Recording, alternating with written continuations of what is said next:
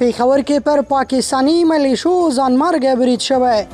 د خیبر پښتونخوا د پېښور ښار په حیات آباد سیمه کې پرون ناوخته پر پاکستاني ملیشو د ځانمرګي برید په پایله کې 2 پاکستاني سرتیري وژل شوي او 8 نور ټپیان شوي دي. د پاکستاني رسنیو د خبر له مخې چاودنه هغه مهال د پولیسو پر موټریز کاروان شوي چې دغه قطار له سیمې د تېرېدو په حال کې و.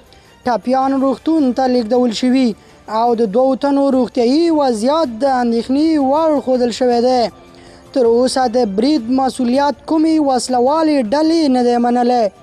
تېره اونۍ د بلوچستان په ژوب سیمه کې هم نامعلومه وسلوالو پر پاکستاني ملیشو بریدونه وکړل.